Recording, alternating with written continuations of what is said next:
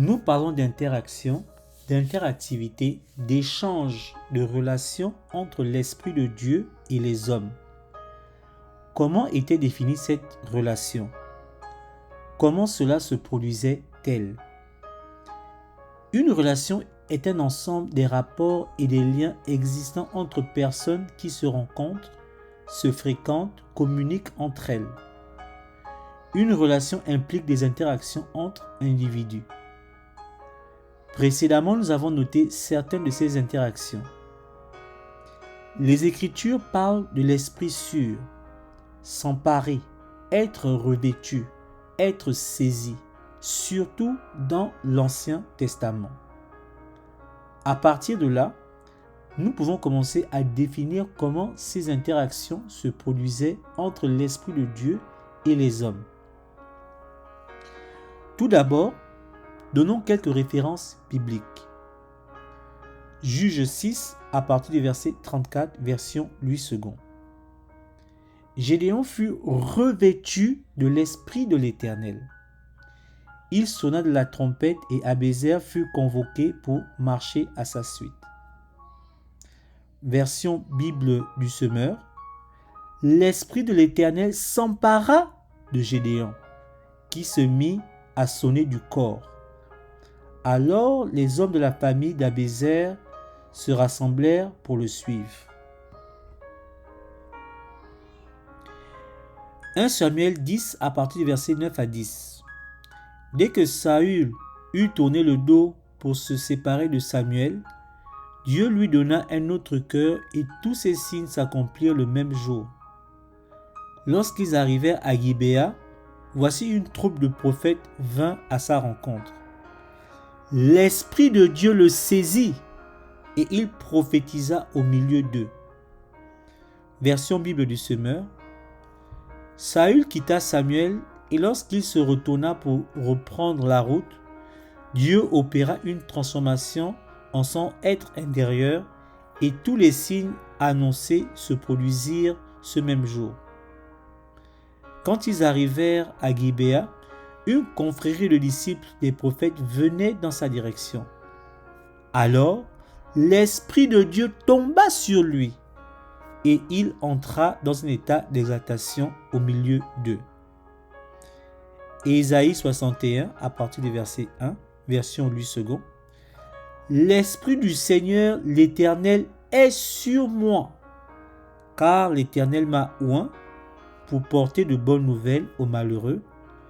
Il m'a envoyé pour guérir ceux qui ont le cœur brisé, pour proclamer aux captifs la liberté et aux prisonniers la délivrance.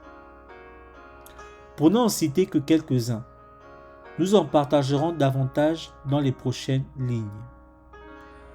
Regardons de plus près et définissons quelques modèles. Faites cet exercice avec nous.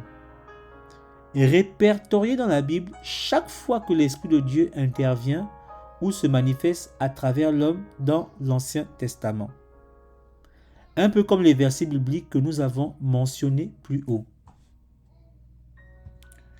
Après avoir créé ce répertoire, vous pourrez remarquer et identifier deux principaux modèles. Le premier révèle implicitement que l'Esprit de Dieu était sélectif.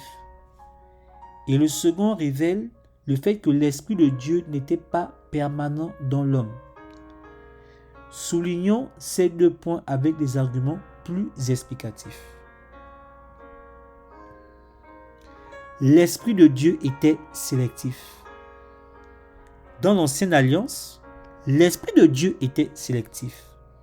Ce qui signifie que tout le monde ne pouvait pas le recevoir, mais seulement quelques personnes choisies par lui-même. Ensuite, l'Esprit de Dieu n'était pas permanent. De plus, l'Esprit de Dieu n'était pas permanent dans l'homme, ce qui signifie qu'il résidait en l'homme pendant une période de temps limitée et définie. Ces deux arguments s'unissaient pour permettre à Dieu d'accomplir des tâches spécifiques, un ensemble d'actions, de délivrer des messages principalement prophétisés, d'agir à travers l'homme afin de lui donner des capacités surnaturelles, d'accomplir des choses impossible sans l'intervention divine ou juste briser ses limitations. Reprenons maintenant quelques versets supplémentaires pour confirmer nos propos. Juge 14 à partir du verset 6, version Louis II. L'Esprit de l'Éternel saisit Samson et sans avoir rien à la main, Samson déchira le lion comme on déchire un chevreau. Il ne dit point à son père et à sa mère ce qu'il avait fait.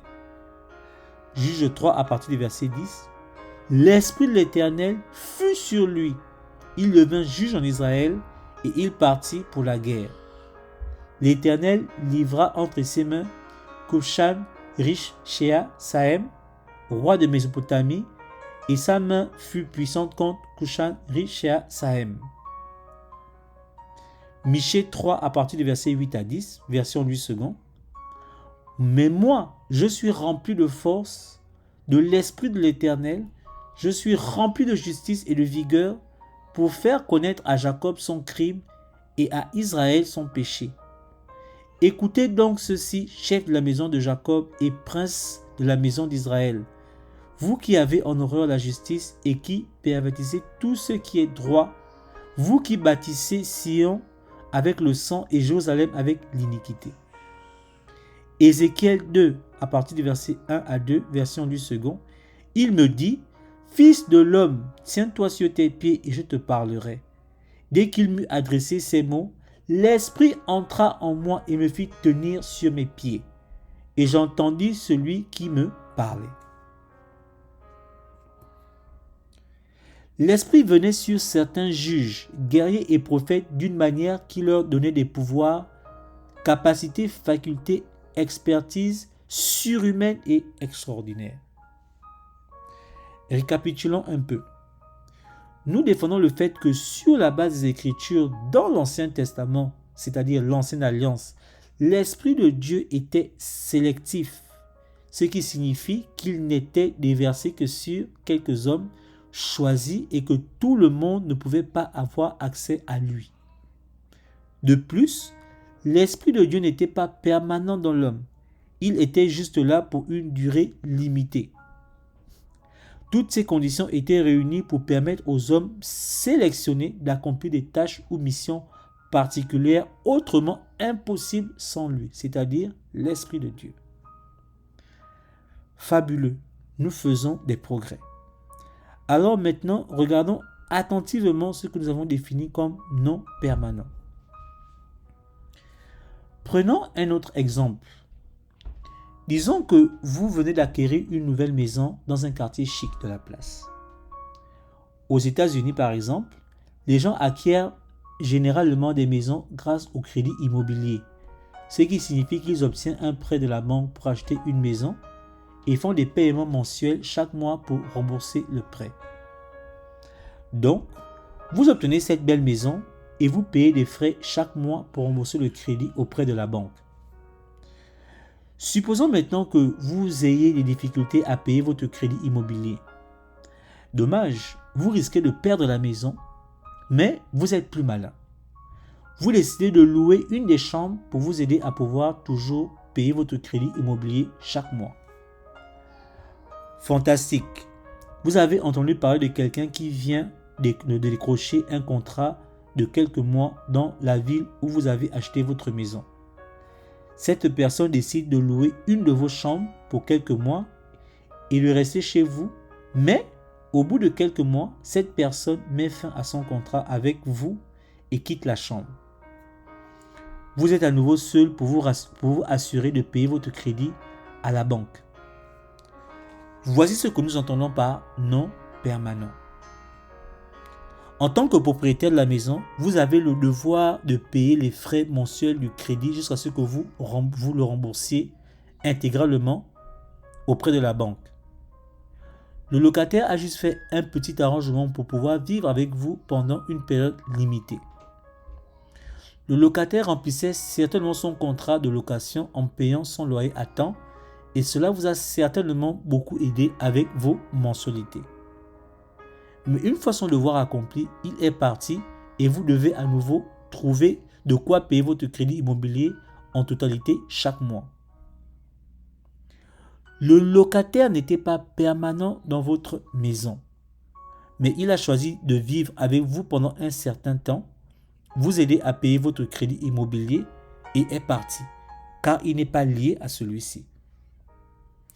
Disons qu'un intrus s'introduit dans la maison pendant que vous y êtes. Le locataire peut vous défendre, surtout si vous entretenez de bonnes relations. De plus, en tant que locataire, il a la possibilité d'utiliser la maison sur la base de l'accord que vous avez établi. Cela me rappelle ma vie d'étudiant dans la petite ville d'Edmond, dans l'État d'Oklahoma. Je louais une petite chambre dans un quartier paisible et j'avais le droit d'amener des amis, d'utiliser la machine à laver, de cuisiner, d'utiliser le garage, mais je n'avais pas le droit de laisser mes visiteurs qui venaient d'autres villes pour me voir passer la nuit chez moi. De manière comparable, l'Esprit de Dieu était une sorte de locataire, un visiteur dans le corps de l'homme, après avoir fait sa sélection. Il était là pour une période de temps limitée pour accomplir des tâches spécifiques. Ce principe de non-permanence est amplifié par cette écriture. Ézéchiel 2 à partir du verset 2, verset 8 secondes. Dès qu'il m'eut adressé ces mots, l'Esprit entra en moi et me fit tenir sur mes pieds et j'entendis celui qui me parlait. C'est-à-dire qu'il était là, puis il est parti. Le principe de l'Esprit de Dieu sélectif et non permanent chez l'homme est important pour que vous puissiez mieux apprécier l'œuvre de Jésus-Christ sur la croix. Nous reviendrons plus tard sur cet exemple du propriétaire et du locataire, mais sur ce point, ce raisonnement est clair et on peut passer à l'étape suivante.